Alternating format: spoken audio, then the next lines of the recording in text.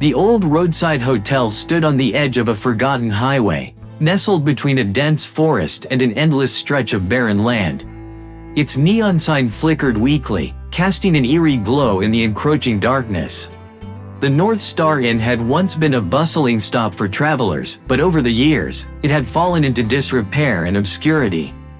The few who knew of its existence whispered tales of strange occurrences and inexplicable disappearances.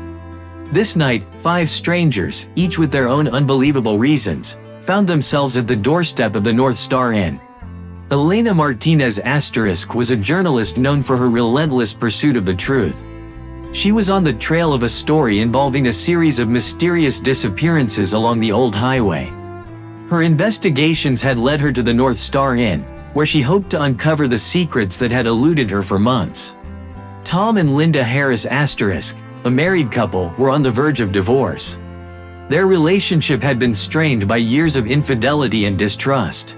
In a last-ditch effort to salvage their marriage, they decided to take a spontaneous road trip, a suggestion from their therapist.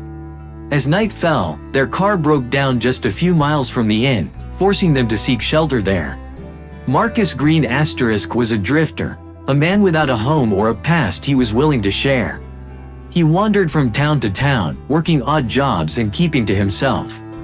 The North Star Inn was just another stop on his aimless journey, a place to rest his weary head for a night before moving on. Sophie Turner a young runaway, had fled her abusive home with nothing but a backpack and a pocketful of dreams. She had hitched a ride with a trucker who had dropped her off near the old highway. Cold, tired, and scared, she saw the faint glow of the inn sign and made her way there, hoping for a warm bed and a moment of respite. The innkeeper, Mr. Donovan was a reclusive man in his late 60s with a gaunt face and hollow eyes. He greeted each guest with a polite but distant demeanor, checking them in and handing over their keys without much conversation. The inn's interior was just as neglected as its exterior, with peeling wallpaper, creaky floorboards, and a pervasive musty smell. Elena was the first to notice the oddities. As she walked down the dimly lit hallway to her room, she couldn't shake the feeling of being watched. She brushed it off as paranoia, a byproduct of her overactive imagination fueled by too many nights chasing leads and reading horror stories. Her room was sparse but clean, a small mercy in the otherwise eerie atmosphere. Tom and Linda's room was next door. They bickered quietly as they unpacked their bags, their arguments a constant, bitter reminder of their failing marriage. The tension between them was palpable, and the oppressive silence of the inn only amplified their discord. Marcus took a room at the far end of the hall, away from the others. He preferred solitude and had no intention of interacting with anyone.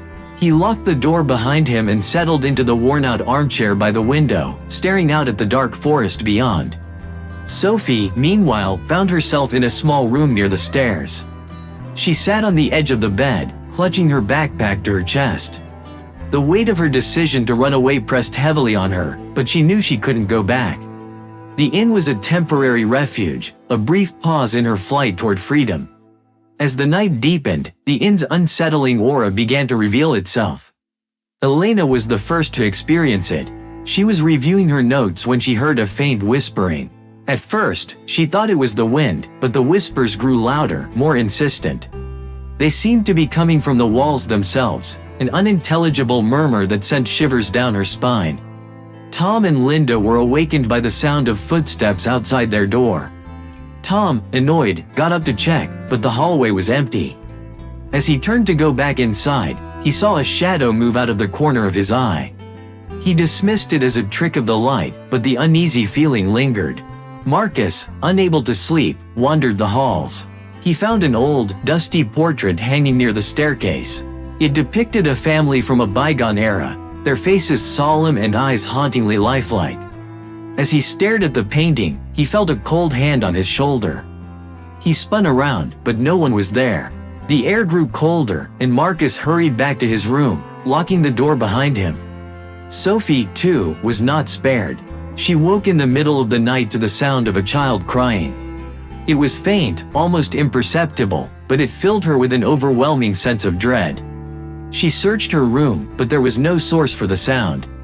The crying continued, growing louder and more anguished until it abruptly stopped, leaving Sophie trembling with fear.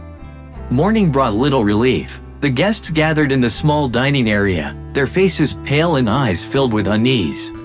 Mr. Donovan served breakfast without a word, his presence a constant reminder of the inn's eerie atmosphere. Elena decided to take a walk around the property, hoping to clear her mind and perhaps find some clues about the inn's history. She discovered an old cemetery hidden behind the inn, its headstones worn and weathered by time. Many of the graves belonged to children, their short lives marked by tragic dates. One grave, in particular, caught her attention. It was Mary Donovan, aged 7, who had died under mysterious circumstances. Elena's journalistic instincts kicked in, and she began to piece together the fragments of the story. Returning to the inn, she confronted Mr. Donovan. "Who was Mary Donovan?" she asked, her voice steady but insistent. Mr. Donovan's eyes darkened. "My daughter," he replied quietly. "She died many years ago." "How?" Elena pressed. Mr. Donovan hesitated, then sighed. "It was an accident. She fell down the stairs. But some say her spirit never left this place." As the day wore on, the tension among the guests grew. Tom and Linda's arguments became more heated. Marcus withdrew further into himself, and Sophie remained on edge, her fear palpable.